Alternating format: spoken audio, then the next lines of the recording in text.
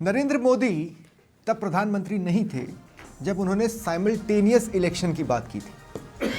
Simultaneous election जिसे एक साथ चुनाव भी कहा गया, सपना इसी का देखा गया था और तभी से उनका ये कहना था कि इस पर एक कंसेंसस बनाया जाए और उसके बाद ही इसे लागू किया जाए।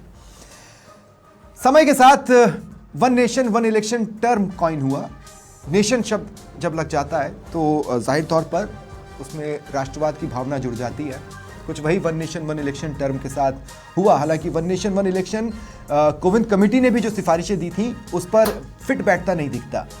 कहने का मतलब यह है कि पहले विधानसभा लोकसभा के चुनाव होंगे, उसके 100 दिन के बाद शहरी निकाय और पंचायत चुनाव। तो ये वन इलेक्शन की परिभाषा तो नहीं हुई, लेकिन वन नेशन वन इलेक्शन की परिभाषा के लिए इससे नज़दीक और कुछ नहीं हो सकता था। इसके क्या फायदे हैं ये समय समय पर डिबेट्स के साथ हम देखते रहे हैं। आज जब लोकसभा में इस बिल को पेश किया गया, वहाँ पर क्या कुछ हुआ किसी से छिपा नहीं है। ध्वनि मत से भी अगर निर्णय न हो पाए तो आप समझिए कि कितनी चीज़ें कॉम्प्लिकेटेड रही हैं। लेकिन कंसेंसस बनाने की बात पर नरेंद्र मोदी अभी भी टिके हैं और इसीलिए इस बिल को जेपीसी में भेजा जा रहा है। अब कुछ सवाल जो कि कॉन्स के भी हो सकते हैं, उनको पब्लिक प्लेटफॉर्म पर लाने के लिए आपके साथ जुड़ रहा हूं मैं, स्वप्निल। प्रश्नकाल देख रहे हैं आप। कॉन्स क्या है इसे समझना बेहद जरूरी है। सबसे पहली बात तो यही कि ये प्रैक्टिकल है या नहीं। कितनी बड़ी संख्या में इलेक्शन प्रोसीजर को कंप्लीट करवाने के लिए लोगों की जरूरत पड़ेगी, उन्हें ट्रेनिंग देनी होगी। अच्छा, जिस खर्चे को आप बचा रहे हैं वीवीपैट इंट्रोड्यूस होने के बाद, वो खर्चा एक बार फिर बढ़ेगा। तो ऐसा नहीं है कि खर्चा कम बहुत ज़्यादा मात्रा में हो रहा है। क्या खर्चा कम करने के अल्टरनेटिव तरीकों पर कभी भी किसी भी तरह का कोई काम हुआ है, इसे भी खंगालने की ज़रूरत है। दूसरी बात ये कि आज लोकसभा में ये तो साफ हो गया कि कंसेंसस तो नहीं है, तो लॉजिकल कंक्लूजन क्या होता कि इसे वापस लिया जाए। लेकिन कंसेंसस बनाने का एक तरीका जेपीसी में भेजा जाना भी है। ऐसे में वहाँ क्या होता है ये देखने वाली बात होगी। अब सवाल सिर्फ एक रह जाता है, वो ये कि हमारे देश के लिए, हमारे लिए लोकतंत्र ज़्यादा ज़रूरी है या पैसे बचाना। क्योंकि संविधान बनाने वाले भी ये कहते थे कि दरअसल इस देश में इलेक्शन ही प्राणवायु रहेंगे। तो चलिए चर्चा शुरू करते हैं। मेरे साथ बीजेपी प्रवक्ता सुरेश गर्ग जी हैं, कांग्रेस प्रवक्ता राय सिंह गोदारा जी हैं, संजय शर्मा जी हैं राजनीतिक विश्लेषक, और कुछ ही देर में अशफाक हुसैन रिटायर्ड आईएएस हैं, वो भी मेरे साथ जुड़ेंगे। बहुत बहुत स्वागत है आप सभी का। मैं शुरुआत संजय जी आपसे करता हूँ। ओपनिंग में लगभग कॉन्स वाले पलड़ों पर मैंने बात की क्योंकि उसका पलड़ा भी समझना जरूरी है। उसी के हिसाब से कॉमन कंसेंसस बन सकते हैं जब इन सवालों के जवाब आएंगे।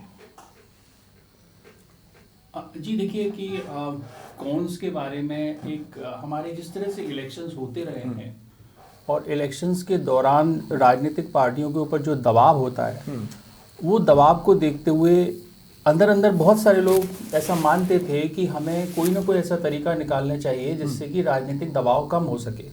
और राजनीतिक दबाव होता है कि आप जिसे आप रेवड़ी कह सकते हैं या आप जिसको आधुनिक भाषा में वेलफेयरिज्म, मतलब ये बड़ा डिबेटेबल है कि हमें किस तरफ जाना है, लेकिन एक दबाव महसूस कर रहे हैं। लेकिन वो एक दृष्टिकोण के नाते ऐसा दबाव महसूस कर रहे हैं। वो दबाव इस तरह का है कि वो ऐसा मानते हैं कि जो वेलफेयरिज्म का दबाव है, जनाकांक्षाओं का दबाव है, वो हमारे ऊपर कुछ अनफेयर है। ये डिबेटेबल है, इस पे लंबी चर्चाएं हो सकती हैं। लेकिन कौन जो है सबसे बड़ा ये कि इस दबाव को कैसे हटाया जाए। इलेक्शन खर्चे की बात पे भी बात होती है, लेकिन वो थोड़ा सा मुझे लगता है संदेहास्पद है कि इलेक्शन खर्चा इससे घटेगा। ठीक है, मैकेनिज्म बड़ा है, लेकिन अब सबको जोड़ के एक साथ करोगे अलग और पार्टियों का अलग। जी हाँ, तो लेकिन वो थोड़ा संदेहास्पद है। उसमें एक परेशानी ये भी है कि जब कॉन्स के साथ में दूसरी बात बतानी पड़ेगी कि वो इतना बड़ा इलेक्शन है कि आपको देश में ज्यादा चुनाव लड़ने वाली प्रतिस्पर्धी पार्टी नहीं मिलेंगी। आप हो सकता है भारतीय जनता पार्टी बहुत बड़ी पार्टी है, वो चुनाव लड़ पाए, हो सकता है कांग्रेस खींचतान के लड़ पाए, तीसरी पार्टी आपको राष्ट्रीय स्तर पर चुनाव लड़ने के लिए संभव ही नहीं मिलेगी। वो एक हमारी जो वाइडर भारत में एक फेडरलिज्म अपने आप अपनी जगह बना चुका है, उसके लिए उसको एग्जामिन करने की जरूरत है कि उस पर क्या असर पड़ सकता है। नहीं, पर नेशनल पार्टियां तो हमारे यहाँ ज्यादा बची भी नहीं है ना। रीजनल पार्टियां अपने रीजन में ही ताल ठोक रही होंगी, तो क्या ये इतना बड़ा इशू होगा? देखिए आप दूसरी तरह से देखिए कि किसी समय पे जिनको आज हम नेशनल पार्टी कह रहे हैं वो किसी राज्य से ही उभरी थी। और दूसरी बात है कि छोटे छोटे आइडियाज को डेमोक्रेसी में बड़ी पार्टीज लाने में अक्षम होती हैं, क्योंकि उनका सपोर्ट बेस इतना बड़ा है कि उनको खतरा होता है कि वो नया प्रयोग करें। तो नए आइडियाज हमेशा दुनिया भर में छोटी जगहों से आते हैं। इसीलिए आप इकोनॉमिक्स में स्टार्टअप्स देखते हैं, बिजनेस में तो मैं कई बार ऐसा मानता हूं कि शायद ये इसको और हमें समय लेके जो वन नेशन वन इलेक्शन है इस पे विचार और गहराई से करने की जरूरत है। जैसे बसपा है, कुछ हद तक हम आम आदमी पार्टी को भी इस कैटेगरी में रख सकते हैं। ये मौजूदा इलेक्शन व्यवस्था में ही तो डाउनग्रेड हुए हैं, पहले अपग्रेड हुए फिर डाउनग्रेड हुए हैं जी। लेकिन आप दूसरी तरफ से ये भी देखिए कि खुद बीजेपी की शुरुआत आप देखिए तो बीजेपी ने शुरुआत राष्ट्रीय पार्टी के नाते की, लेकिन 6%, 10%, 10 MP से की, और कुछ क्षेत्रों से। वो किस जगह से आती थी? राजस्थान, मध्य प्रदेश, उड़ीसा, 3-4 जगहों से उनके लोग आते थे, और अल्टीमेटली वही पार्टी एक राष्ट्रीय विकल्प के रूप में बनी, और जो आज दुनिया की सबसे बड़ी पार्टीज में काउंट होती है। तो आप ऐसा नहीं मान सकते, जब नई किसी चीज को आना होगा तो जो वन नेशन वन इलेक्शन है शायद वो उतने बड़े आइडियाज और उतने उनको एक्सपेरिमेंट का मौका हमें देश को नहीं देगा जितना विविध देश हम देश हैं। ठीक है, मैं गर्ग साहब आपके पास आ रहा हूँ। एक बात जो मैं नहीं समझ पाया वो ये कि अगर बीजेपी के लिए ये इतना अहम था तो व्हिप जारी करने की जरूरत क्यों पड़ी? वो तो ऑटोमेटिकली सभी सांसद खुद ही उससे जुड़े होते, इमोशनली कनेक्ट होते। दूसरा, अगर मैं गलत नहीं हूँ तो कई सांसद जिनकी संख्या 15 से ज्यादा है नहीं मौजूद थे, जिनसे अब आप कारण पूछेंगे, तो इससे क्या आपकी गंभीरता को नहीं नापा जाना चाहिए? नहीं, देखिए, आज वन नेशन वन इलेक्शन का जो है लोकसभा के अंदर प्रस्तुत हुआ। निश्चित रूप से हमारे कुछ सांसद उपस्थित नहीं थे, उसमें से कुछ सांसद तो जयपुर में थे। आज राजस्थान के लिए एक बहुत बड़ा दिन था कि प्रधानमंत्री मोदी जी जयपुर आए थे। ERCP का जो एक बहुत बड़ा मुद्दा था कि ERCP कब लागू होगी, कब चालू होगी, वो आज प्रधानमंत्री मोदी जी ने आके उसका शिलान्यास किया। तो आज कई सांसद जयपुर में भी थे, तो किसी कारणवश से वो चीज़ हो सकती है, लेकिन भारतीय जनता पार्टी के सांसद सिंसियर है और पार्टी की विचारधारा, पार्टी की जो लाइन है उसके हिसाब से ही काम करते हैं। वो कंसेंसस तो नहीं है, पार्टी ने ये बात तो समझी होगी आज के पूरे प्रकरण के बाद। मैं यही बता रहा हूँ कि कहीं न कहीं कोई न कोई रीजन होगा, नहीं तो बाकी ऐसा कुछ नहीं है कि व्हिप जारी करने के बाद में एब्सेंट। मैं ओवरऑल कंसेंसस की बात कर रहा हूँ, मैं हाउस के कंसेंसस की बात कर रहा हूँ, मैं सदन के कंसेंसस की बात कर रहा हूँ। आज सदन में ये पता चल गया कि कॉमन कंसेंसस तो नहीं है। अब अगर नहीं है तो उसका लॉजिकल कंक्लूजन क्या होगा? क्योंकि मोदी प्रधानमंत्री के तौर पर वो खुद कह चुके हैं कि बिना कंसेंसस के हम इसे आगे नहीं बढ़ाएंगे। देखिए, मैं तो एक चीज जानता हूं कि आज वन नेशन वन इलेक्शन का जो वो आज संसद में पेश हुआ। अब आप मुझे बताइए, अगर मान लो अगर ये चीज पास हो जाती है वन नेशन वन इलेक्शन पे, तो तकलीफ क्या है? आज जनता से राय ली या लगभग 21,500 अलग अलग लोगों से राय ली, उसमें से 80% का ये मानना है कि वन नेशन वन इलेक्शन होना चाहिए। 1967 से पहले एक देश एक चुनाव होता था।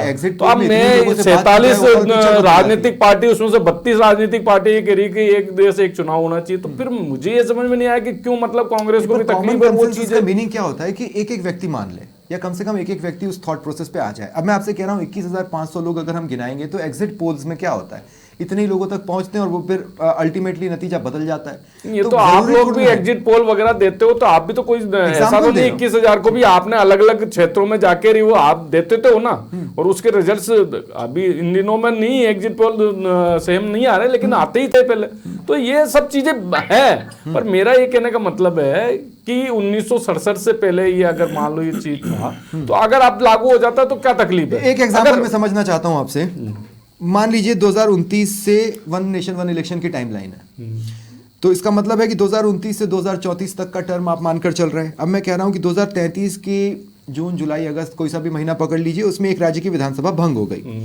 अब अगले 1.5 साल के लिए क्या जनता वैसी ही जन भागीदार बन पाएगी जब उसे ये पता है कि 1.5 साल बाद तो हमें वापस करना ही है? क्या लोकतंत्र का पर्व उतना ही आएगी? क्यों नहीं आएगी? जनता बहुत, देखिए, जनता बहुत समझदार है। वो उसी पार्टी को चुनती है जो सुशासन दे सकता है। जनता बहुत समझदार है, अभी दे ही रही है ना जनता। तो जनता बहुत समझदार है, जनता को समझाने की कोई जरूरत नहीं, वो अपना आप ही सब चीजें। तो अगर मान लो इन चीजों में कहा, मुझे तो ये समझ में नहीं कि क्यों इन चीजों में, उस कंडीशन में दोबारा वहां पर चुनाव करवाना, क्या ये पैसों की बर्बादी नहीं होगी? अगर हम पैसों की बर्बादी के किन पर, देखिए मेरी बात सुनो, आज जैसे सूरत है, सूरत में 365 में से 200 दिन तक आचार संहिता के अंदर सूरत लगा रहता है। तो आप बताओ कि किस तरह से उस सूरत का विकास होगा या किसी क्षेत्र का विकास कैसे होगा जब आचार संहिता कंटिन्यू लगी रहेगी। तो आप अगर मान लो विकास को देखो जाओ, आपके खर्चे की बर्बादी को अगर रोकना है तो ये चीजें जरूरी है। इसमें कहीं पे मतलब इसमें भारतीय जनता और मुझे ये बताइए, अभी कुछ दिनों पहले कांग्रेस के प्रवक्ता खुद बोल रहे थे, बोले साहब आपने बिहार और झारखंड के चुनाव तो झारखंड और महाराष्ट्र के चुनाव तो बाद में करा दिए और हरियाणा के पहले करा दिए, एक साथ ही क्यों कराए। तो जब अगर मान लो एक साथ करा देते तो दिक्कत आती है, अलग अलग करा देते तो दिक्कत आती है। तो भाई इनकी मंशा क्या है समझ में नहीं है। हर चीज का विरोध करना थोड़ी होता है। अरे जनता के इतना कोई निर्णय होता है तो उसका समर्थन करना चाहिए। क्या हुआ, महाराष्ट्र का चुनाव बाद में कराया, ठीक है, विधानसभा साइन एंड डाइन होने की डेट निकल गई, उसके बाद भी सीएम कौन है का स्थिति चलती रही। तो ये भी कोई अच्छी स्थिति तो नहीं होती है विधानसभा के लिए। ये देखो, ये तो ऐसा कुछ नहीं है कि मान लो कि 10 दिन बाद में सीएम चुना तो कांग्रेस में भी एक महीने तक सीएम नहीं मिलता। तो वो तो ये इन चीजों से फर्क नहीं पड़ता। एक निर्णय के पीछे विधानसभा की डेट निकल जाए, वो साइन एंड डाइन हो जाए, ये भी तो एक पहलू है जो हमें इस तरफ इशारा करता है कि आने वाले दिनों में फिर वही ढाक के तीन पात ना हो जाए, उसकी क्या गारंटी कुछ नहीं है। जो अगर बनेगा संशोधन होंगे तो वो ये सब चीजों को ध्यान में रखते रहोगे कि अगर बीच में मान लो दोबारा इलेक्शन हुए तो वो उस शॉर्ट टर्म के लिए होना चाहिए। क्या होना चाहिए? कांग्रेस प्रवक्ता है, मैं आपके पास आ रहा हूं। राय सिंह गोदारा जी, देखिए अभी तक मेरी जितनी भी वन नेशन वन इलेक्शन पर डिबेट्स हुई है उसमें मैंने एक चीज देखा कि कांग्रेस डायलेमा में थी। अव्वल तो उनको विरोध भी करना था और वो इसकी कोई डायरेक्ट खामी बता भी नहीं पा रहे थे कि ये कारण है। आज एक बड़ा अजीब सा तर्क लेकर आए कि ये मुसलमानों के खिलाफ है। ये कैसे हो सकता है? स्वप्निल जी, वन नेशन वन इलेक्शन जो मुझे कहना चाहिए कि एक ये अपने आप में जुमला है। क्यों है? वो इसलिए है कि आपने खुद ने कहा, खुद ने स्वीकार किया कि एक तरफ आप लोकसभा और विधानसभा के चुनाव एक साथ कराना चाहते हैं, जिसके अंदर मैं समझता हूं कि लगभग 5-6 हजार कुछ एमएलए एमपी रहे होंगे देश में, और दूसरी तरफ जो सबसे बड़ा इलेक्शन है, चाहे वो लोकसभा का नहीं, लोकसभा और विधानसभा का मिला करके मैं समझता हूँ 5-6 हजार कुछ एमएलए एमपी रहे होंगे आराम से, है ना। और दूसरी तरफ आपके स्थानीय निकाय के चुनाव है, पंचायत प्रतिनिधियों के चुनाव है। मैं समझता हूँ लगभग 20 लाख से ज्यादा वो प्रतिनिधि हैं जो इस प्रक्रिया में भाग लेते हैं। तो आपका जो नाम है वन नेशन वन इलेक्शन, अपने आप में वही खामी है। मतलब वो भी इस बात की पूर्ति नहीं करता। वन नेशन वन इलेक्शन एक टाइम पे था, ऐसा नहीं है कि नहीं था। वो निश्चित तौर पर था। इसका कॉन्सेप्ट 1983 में दोबारा रीइंट्रोड्यूस किया गया। वो था सर, लेकिन मैं आज की बात मैं आपसे कर रहा हूँ कि ये जो इलेक्शन का जो नाम है, यही अपने आप में इसी में खामी है, नंबर 1। नंबर 2, ये भारतीय संविधान है, उसके ऊपर चोट है सीधी। कैसे? संविधान की संघवाद की जो धारणा है उसको कमजोर करने की बात है। कैसे? वो ऐसे है कि आज राज्य जो है अपने आप के अंदर एक स्वतंत्र है, स्वायत्त है, और जब आप प्रजातंत्र के अंदर प्रजा को आप फोर्स कर रहे हो कि पार्लियामेंट के लिए और स्टेट के लिए दोनों इलेक्शन एक साथ, दोनों वोट आप एक साथ दो, तो इसका दूसरा मीनिंग ये निकलता है कि अगर मान लीजिए अलग अलग इलेक्शन होते हैं तो नेता हर बार बीच में जाएगा जनता के, और अगर एक बार चुनाव दोनों साथ हो गए, पूरे इलेक्शन एक साथ हो जाते हैं, समय दे पाएगा जनता को आपके तो तर्क के हिसाब से? मैं आपको बताता हूं कैसे। नहीं राय सिंह जी, 2 मिनट, देखिए बड़ा इंटरेस्टिंग कर दिया आपने बात को। मान लीजिए कि 150 दिन के लिए लोकसभा और विधानसभा के लिए कोई नेता स्टेट में और नेशन में बिजी है। ये 150 दिन गुजर जाने के बाद नेशन वाला नेशन पे ही तो फोकस करेगा ना। अब 4.5 साल राहुल गांधी को हर स्टेट में भागने की जरूरत नहीं है, अब वो इंडिया के लिए स्ट्रगल कर सकते हैं। या यहां पर अशोक गहलोत को 20 चुनावों में जाने की जरूरत नहीं है, वो 4.5 साल राजस्थान को दे सकते हैं। सर मैं ये बात नहीं कह रहा हूं आपको, मेरे कहने का प्रश्न ये है कि जनता जो है ना, जनता जब वो आदमी जो नेता है वो चुन करके जाने के बाद में 5 साल फ्री है, उसको जनता के कोई आने की आवश्यकता नहीं है। वो 5 साल में से 4.5 साल तक अपना मौज मस्ती में कहीं भी रहेगा। मैं कह रहा हूं आपको, तो उसकी कोई जनता की बीच में अकाउंटेबिलिटी बचेगी नहीं। ऐसी परिस्थिति में अगर मैं तो ये समझता हूं कि बार चुनाव होने चाहिए। जितनी बार चुनाव होंगे, जो नेता लोकसभा चुनाव के दौरान आपके बीच में जा रहा है और वही नेता विधानसभा में जब आएगा तो जनता पूछेगी उससे कि भाई आप लोकसभा में ये बात हमसे करके गए। पर फालतू का जो पैसा खर्चा है, जैसे आपने किसी को लोकसभा में, आपने किसी को विधानसभा में खड़ा किया, पैसा खर्च, सुनिए मेरी बात सुनिए, आपने किसी को विधानसभा में खड़ा किया, फिर उसी व्यक्ति को आपने कुछ दिनों बाद लोकसभा में खड़ा कर दिया। हाल के उपचुनावों में भी आपने इस एक्सपेरिमेंट को अपनाने की कोशिश की, बीजेपी भी अपनाती है। ये तो बंद हो जाएगा? फालतू के उपचुनाव जो हो रहे हैं वो तो बंद होंगे ना। मेरा ये मानना है सर कि अगर आप इसको पूरा वन नेशन वन इलेक्शन करवाने की आप बात करते हो, तो मैं समझता हूं कि कम से कम वीवीपैट है, आपकी ईवीएम्स हैं और आपकी जो तमाम चीजें हैं उन पे एक बहुत बड़ा, मैं समझता हूं कि 10,000 से लेके 15,000 करोड़ तो वन टाइम खर्चा है, उस पे खर्चा होगा। वो तो वन टाइम वो खर्चा हर है। 30 साल बदलना पड़ेगा आपको, हर तीसरे चुनाव के अंदर। तो उसके लिए तो चुनाव दूसरी आयोग बात- है, वो तो चुनाव आयोग की आज भी ड्यूटी है। अब मैं जो इलेक्शन आयोग की चुनाव आयोग की बात कर लेता हूं आपसे। चुनाव आयोग जो पूरे देश के अंदर एक चरण में चुनाव नहीं करा सकता, और आप ये कहते हो किसने कहा? ये चुनाव आयोग ने तो नहीं कहा, चुनाव आयोग तो कह रहा है हम करा लेंगे। बार बार तो कश्मीर को करवाने की बात हो, मणिपुर की कराने की बात हो, पर या चुनाव आयोग एक साथ आपके कराने की कहने से बात चुनाव हो। नहीं करवाएगा ना सर। नहीं, यहाँ तो चुनाव आयोग कह रहा है हम करवा लेंगे। चुनाव आयोग तो मैं वही आपसे कह रहा हूं कि पहले जो है, इससे पहले जितने चुनाव हुए, वन नेशन वन इलेक्शन की थ्योरी से पहले, उसके अंदर इलेक्शन कमीशन बार बार उसको अलग अलग चरणों में क्यों करवाता है? इसका मतलब उनके पास इतनी मशीनरी नहीं है। नहीं तो आप ऐसा कर रहे होंगे, वो चुनाव आयोग करवाता है, लेकिन बहुत से कारण तो आपको अगर ऐसा लगा, अगर मान लो वन नेशन ठीक वन है, इलेक्शन हो जाते हैं आप- तो मतलब आप ऐसा कर लोगे। सुरेश जी, आप प्लीज देखिए, आप अगर साहब 2 मिनट, राय सिंह जी मैं आपको भी जी। रोक रहा हूं। मैं एक बार फिर संजय जी के पास जाना चाहता हूं। संजय जी देखिए, कुछ चीजें होती ना तो ये ज्यादा पुख्ता नजर आता है। जैसे आप टर्म डिसाइड कर दीजिए, जैसे प्रधानमंत्री 2 बार से ज्यादा नहीं, या सीएम 2 बार से ज्यादा नहीं, तो समझ में आता है कि आप कंसेंसस बनाने की कोशिश कर रहे हैं। आपको कुछ टफ और टिपिकल फैसले लेने पड़ेंगे, टिपिकल जो देखने में अजीब लगे, सुनने में अजीब लगे, तब तो ये मॉडल किसी तरह से संविधान की जो मूल भावना है उसके आसपास आकर फिट हो सकता है। यही मुझे लगता है कि इस तरह के फैसलों पर भी बात होनी चाहिए। जी आप बहुत ठीक कह रहे हैं। देखिए मेरा मानना ये है कि हमें ये व्याख्या करनी होगी कि क्या चुनाव ने हमारे देश के जो मूल्य हैं उनको आगे बढ़ाया है। सबसे बिल्कुल फंडामेंटल बात पे जाना होगा हमें। हमारे देश ने जो सपना देखा था वो एक समतावादी समाज का सपना देखा था। लोग थोड़े कंफ्यूज हो जाते हैं। समतावादी समाज इसलिए कि डेमोक्रेसी तब तक सर्वाइव ही नहीं कर सकती जब मेरे और आपके कमजोर तथा कथित कमजोर और मजबूत के अधिकार एक पैदान में हम खड़े नहीं होते हो, और वो हर क्षेत्र में है। ऐसा नहीं है अगर आप न्यायाधीश हैं और मैं नागरिक कानून मांगने गया तो मुझे डांट मार के मुझे छोटा दिखा दे, या प्रधानमंत्री एक नागरिक को दिखा दे, या सेनापति।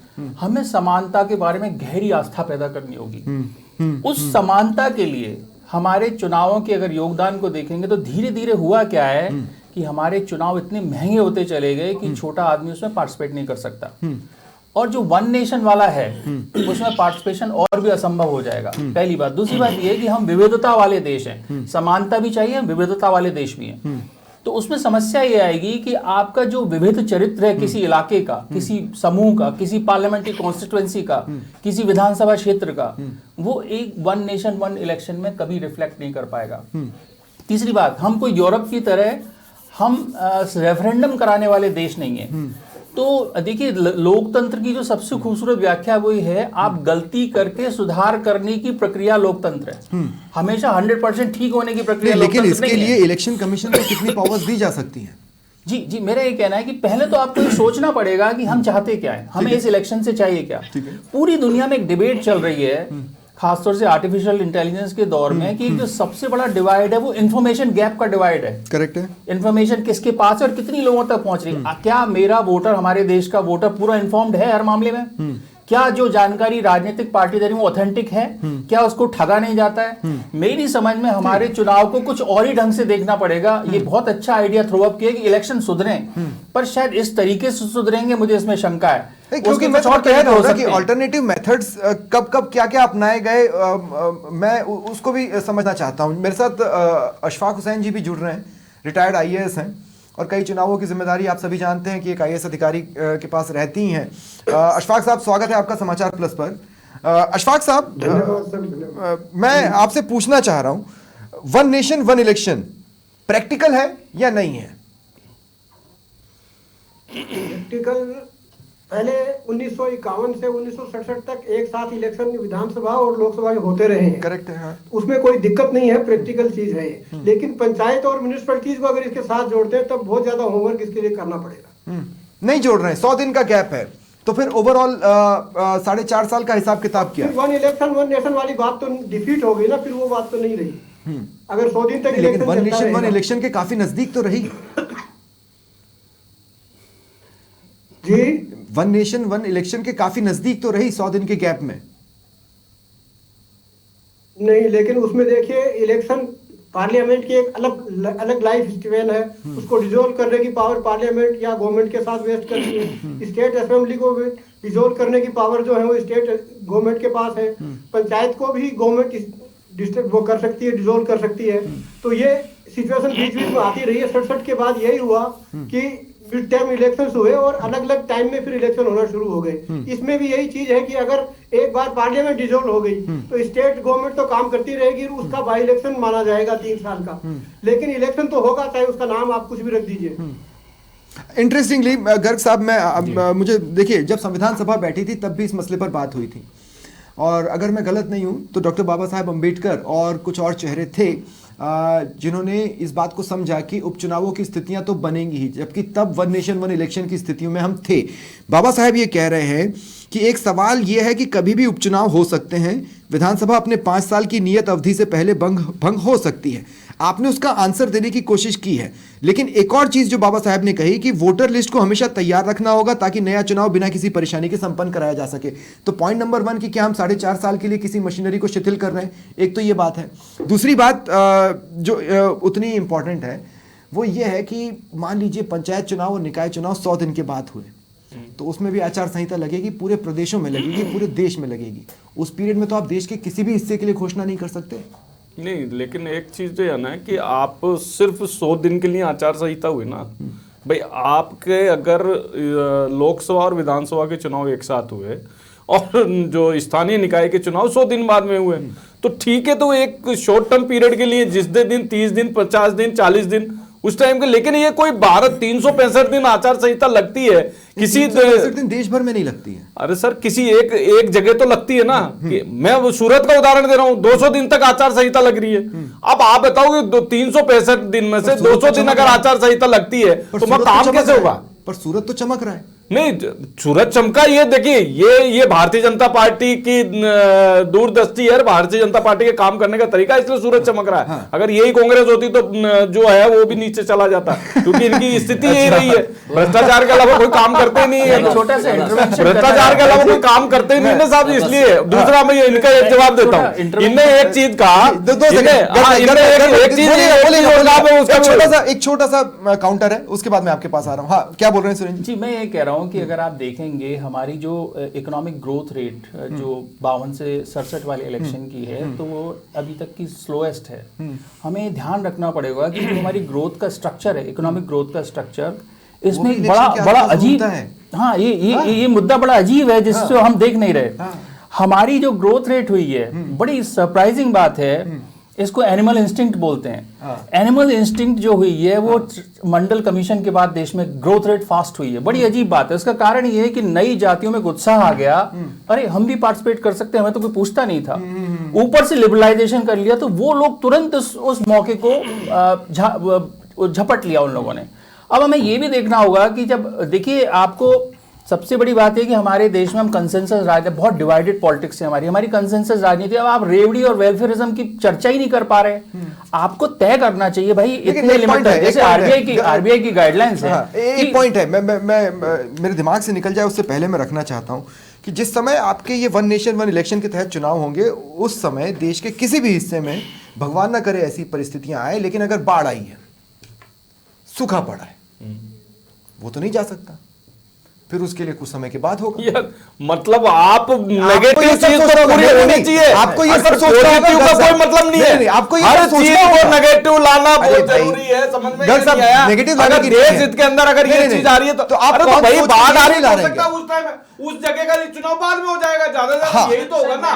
अरे ये परिस्थिति भाई, यही तो मैंने ऐसे इलेक्शन हिमाचल में कवर किए हैं जहाँ समस्या आती है, वहाँ जब आप इलेक्शन तय करते हैं तो वहाँ बर्फ पड़ जाती है, उन इलाकों को छोड़ना पड़ता है। ऐसी कश्मीर की समस्या हो सकती है। ऐसे अगर मान लो कहीं जब पंजाब में जब खालिस्तान मूवमेंट चल रहा था तो हमें सोचना पड़ा भाई राष्ट्रीय सुरक्षा को खतरा। तो अब ये समझ, ये क्या इनबिल्ट समस्या है, कोई लोकल समस्या? देखिए नहीं गर्ग साहब, हाँ नहीं, एक्चुअली प्रॉब्लम क्या है कि जब आप जेपीसी में बैठेंगे ना, आपको इस तरह के सिचुएशंस पर आपको भी सोचना है, आपको भी सोचना है। वो आप उसके बिना तो आप ये ला ही नहीं सकते। आपको सारे कंडीशंस के जवाब बिल में देने ही होंगे। लेकिन एक चीज है, बिल लाया तो हर चीज का जवाब भी मिलेगा। ठीक है, राय सिंह गोदारा जी, मुझे दिक्कत यह है भाई, मुख्य आपत्ति क्या है, ये कांग्रेस का हर दिन कैसे बदल सकता है? मैं देखिए- आपने पहले भी मेरे सवाल का जवाब नहीं दिया, इसमें ये मुसलमान शब्द कहां से आ गया भाई? आप ये कहा गया कि ये मुसलमानों के खिलाफ है, मुझे इस बात पे जान, अगर ये खिलाफ है तो देश के एक एक नागरिक के खिलाफ है, ये हिंदू के भी खिलाफ है, ये जैन के भी खिलाफ किसने है। मुसलमान की बात समाजवादी पार्टी के सांसद हैं। कहीं मेरी वो बात ये कह के सुनिए गए। सर, आप तो मेरे प्रश्न का उत्तर दे दीजिए। अरे सर, मैं तो प्रश्न पूछने वाला हूं। आप वन नेशन वन इलेक्शन की बात करते हैं ना, हाँ। कौन करवाएगा? चुनाव आयोग करवाएगा। बिल्कुल। इलेक्शन कमीशन की स्थिति आपको मालूम है क्या है? क्या है? आज हालात ये है कि महाराष्ट्र के अंदर जितने वोट पड़े, पोल हुए और जितने वोट गिने हुए, उसमें 5 लाख का अंतर है लगभग। एक गांव के अंदर, अभिसार शर्मा आपके मित्र पत्रकार हैं बड़े, महाराष्ट्र के एक गांव है तालनेर, उसके अंदर कुल वोट हैं 312, कुल 312, मतलब 396, उसमें से 312 पोल होते हैं। और जब गिनती करने की बात करते हैं तो 624 निकलते हैं। और शिवसेना शिंदे के जो है प्रतिनिधि, आपको बैलेट का जमाना याद है? क्या क्या होता था? नहीं, मैं क्या कह रहा हूं आपको, मैं आपको बता रहा हूं, वो बैलेट, वोट 1 लाख पड़ते थे, अभी बैलेट की बात नहीं हो 25,000 जाते थे। अभी बैलेट की मैं तो ये बता रहा हूं आपको कि जब भाई इलेक्शन आपका कमीशन तो आपका ऑप्शन सक्षम नहीं है, बैलेट का है, जब आप इलेक्शन ऑप्शन बैलेट का दे रहे हैं, वो तो पॉसिबल ही नहीं है। जब इलेक्शन कमीशन और दूसरी सक्षम बात, नहीं नहीं है, 2 मिनट, ये इलेक्शन कमीशन को बार बार कटघरे में खड़ा करना, मेरा ये कहना है, इलेक्शन कमीशन ने जब कांग्रेस को कहा कि आके करके दिखाओ, क्यों नहीं करके दिखाया क्या आप करके लोगों ने? जो भी आप लोग दावा कर रहे हो, मैं तो कह रहा हूं, आप तो मुझे इस आपने प्रश्न एक का उत्तर दावे दो पे ना। आप खड़े नहीं उतरे। ये तो रिकॉर्डेड बात है। अरे सर, मैं ये आपसे ये तो कह रहा हूं रिकॉर्डेड कि बात है, आपने एक क्या जिम्मेवार कांग्रेस पत्रकार के की बात हैंडल कर रहा से, है। नहीं सुनिए, और क्या वो कांग्रेस के आज हैंडल से आपने कभी भी किसी भी ईवीएम को हैक करके दिखाया, जैसा कि आप कहते हैं? देखिए, कांग्रेस के हैंडल से वीडियो बना के दिखाइए ना, 50 वीडियो तो आप दिन भर डालते ही हैं। तो चल रहे ना, कहाँ चल रहे हैं सर? पूछ कौन रहा है? अरे आप तो इसका मैं तो जवाब दो follow ना। करता हूं सर आप debates इसका के लिए। जवाब दे दीजिए। आप तो अभिसार शर्मा का जवाब दे दीजिए ना। आप तो कि भाई वोट जब 300 है, 312 वोट पड़ते हैं, 624 गिने जाते हैं। हाँ। इसका जवाब दे दो ना। इसका मीनिंग क्या है? आप जब सत्ता इसका- में ये- थे, ये- आप जब इससे तो सत्ता में established थे, है। आप जब सत्ता में थे, इससे तो और ये बैलेट से established है वोट कि होते ईवीएम में थे। नहीं, खराबी नहीं, होती है, नहीं, नहीं, मैं बेईमानी आपको ये होती है, बता रहा हूं, हैक आप जब होती है। सत्ता में थे, आप बताइए ना, इसका आप जब जवाब सत्ता दीजिए। में थे साहब, बिहार और यूपी के इलेक्शंस में 4C सबसे ज्यादा प्रचलन में था, कास्ट, कैश, क्राइम और क्रिमिनल।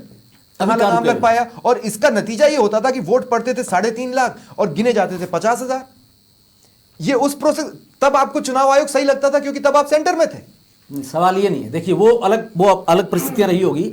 मैं तो वो तो लॉ एंड ऑर्डर की फेल्योर हो सकता है, कुछ भी हो सकता है। सरकार तो नहीं कभी भी हो सकती होगा। है। और वो तो सुनो, वो तो कभी भी होगा। कोई कांग्रेस की सरकार हुई तभी ऐसा हुआ। मैं ऐसा कुछ नहीं है। अशफाक साहब एक बार फिर वो तो- आपके पास आ रहा हूं। अशफाक साहब, मैं आपसे ये पूछना चाह रहा हूं कि ओवरऑल आपके एक्सपीरियंस में, अगर वन नेशन वन इलेक्शन का कॉन्सेप्ट आता है, कितने ईवीएम्स, कितने वीवीपैट और कितने एम्प्लॉयज, उनकी साथ में ट्रेनिंग और ये सारी चीजें जो प्रोसेस कवर करेगा,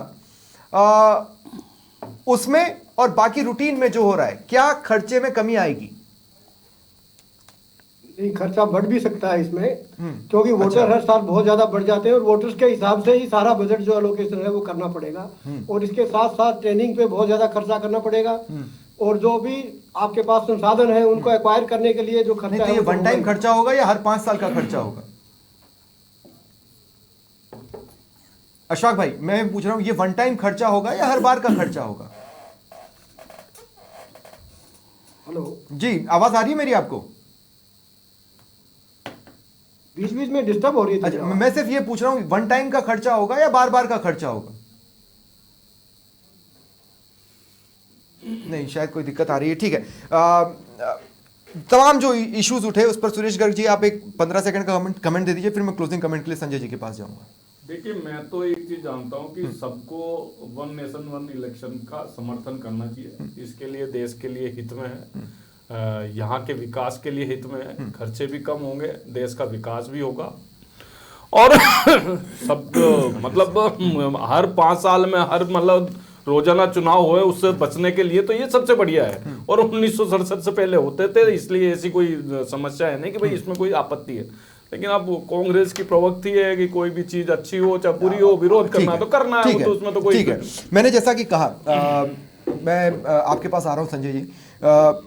मैं ही नहीं, संविधान सभा में बैठा एक एक व्यक्ति इस बात को कहता था कि इलेक्शंस हमारे देश की प्राणवायु हैं। अब मसला यह है कि लोकतंत्र ज़्यादा ज़रूरी है या पैसे बचाना, और अगर इस कदम से लोकतंत्र एज इट इज़ रहता है तो मुझे कोई प्रॉब्लम नहीं, क्योंकि मुझे नए एक्सपेरिमेंट्स बहुत पसंद है। और सिंसियरली बताऊं, मैं देखना चाहता हूं वन नेशन वन इलेक्शन और उसके रिजल्ट्स, लेकिन देश के नाम पर एक्सपेरिमेंट्स नहीं किए जा सकते। आपको क्या लगता है इसका भविष्य क्या है? क्या ये नंबर गेम में फंसेगा? आज जिस तरह से लोकसभा में सारा घटनाक्रम रहा, ध्वनिमत से डिसीजन नहीं हो पाया, तो फिर आपको इलेक्ट्रॉनिक वोटिंग पर जाना पड़ा और फिर आपको पर्ची भी इंट्रोड्यूस करनी पड़ी। क्या ये नंबर गेम में फंसेगा? क्योंकि जिस भी दिन इस पर बहस होगी और जिस भी दिन इस पर वोटिंग होगी, 2/3 of the house and 2/3 president voting, ये क्राइटेरिया विपक्ष के पक्ष में जाता है। विधानसभाओं से भी हमें सहमति की जरूरत वो तो हो जाएगी ना सर, 15 से ज्यादा राज्यों में तो है ही, वहां तो कोई दिक्कत ही नहीं है। 18 राज्यों में है, एनडीए 20-21 राज्यों में आ जाता है, वो वाला तो स्टेज क्लियर है। मसला यह है कि अगर विपक्ष एक साथ वॉकआउट कर गया तो 2/3 ऑफ टोटल कहां रह जाता है? मैं ये पूछ रहा हूं कि क्या ये नंबर गेम में फंसेगा या ये हो सकता है? नहीं, अभी लगता है कि जो आम सहमति बनाने की प्रक्रिया पूरी नहीं हुई थी, तो अभी तो लगता है कि अभी पूरी तरह लोग इसके लिए तैयार नहीं आम सहमति के लिए। लेकिन ये है कि इलेक्शन में सुधार की बहस आगे बढ़ी है। मतलब मेरे पास तो कुछ ब्लूप्रिंट भी है, क्या है वो कि होना क्या चाहिए, और मैंने कई और फोरम पे वो बोला भी है, लेकिन अभी आपके पास समय कम है। तो हमें इलेक्शन में सुधार की बहुत ज़रूरत है, और बिल्कुल कुछ और ही तरह से इलेक्शन होंगे, जिस तरह से हमें लगता है नई टेक्नोलॉजी एज में और नई आकांक्षाओं को कैप्चर करने के लिए जो आज हमारा इलेक्शन का सिस्टम है वो बेसिकली बहुत फेल कर रहा है, बाईपास कर रहा है सिस्टम को।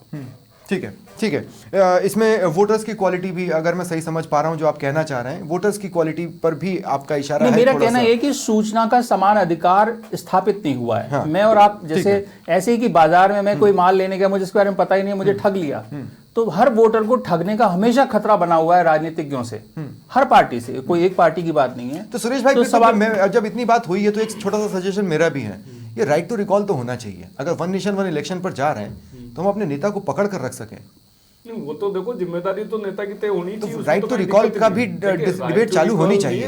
देखिए क्या होता है, अभी जैसे कांग्रेस के प्रवक्ता ने बोला कि साहब वो 5 साल के लिए चुनाव हो जाएंगे, 4.5 साल तक, तो अभी भी 5 साल के लिए नेता चुनाया जाता है। आपको तंज थोड़ा ना कसना है, आपके उनके डर को दूर करना है। जेपीसी इसीलिए तो बनाई है आपने। इसीलिए जेपीसी के अंदर गया है कि आम आदमी की आम सहमति बन जाए। हम तो यही चाहते हैं कि आम सहमति बनना चाहिए ना, आम सहमति बनती है, करेंगे हम तो लाएंगे कि भाई हमारा तो एक ही लक्ष्य है कि 5 आर्टिकल्स के संशोधन और एक लॉ में भी छेड़छाड़ करनी पड़ेगी, उसमें कोई दो राय नहीं है। खानी पड़ेगी। देखिए सच तो ये है, 370 ये अपने आप में जुमला है इस देश की जनता।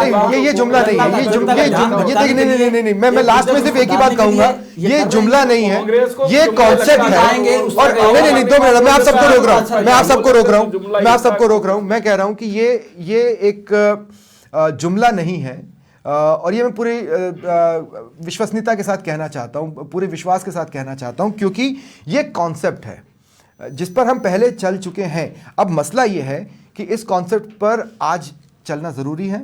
अगर ये लोकतंत्र को सपोर्ट करता है तो इस पर बिल्कुल चलकर दिखाना चाहिए, और अगर ये ज़रूरी नहीं है तो उस पर एक स्वस्थ बहस होनी चाहिए, ताकि सबके पास एक जवाब हो। सिर्फ इसलिए क्योंकि हम विपक्ष में बैठे हैं, ये तर्क नहीं हो सकता वन नेशन वन इलेक्शन को रोकने का। वन नेशन वन इलेक्शन को रोकना है तो उसके स्ट्रांग अपोजिशन वाले पॉइंट्स आपको एस्टेब्लिश करने पड़ेंगे, जो अभी तक विपक्ष करने में असफल रहा है। इस तरह के बयानों से तो नहीं हो सकता कि ये मुसलमानों के खिलाफ है या ये अल्पसंख्यकों के खिलाफ है, ये नहीं हो सकता। ये कंस्ट्रक्टिव क्रिटिसिज्म नहीं है।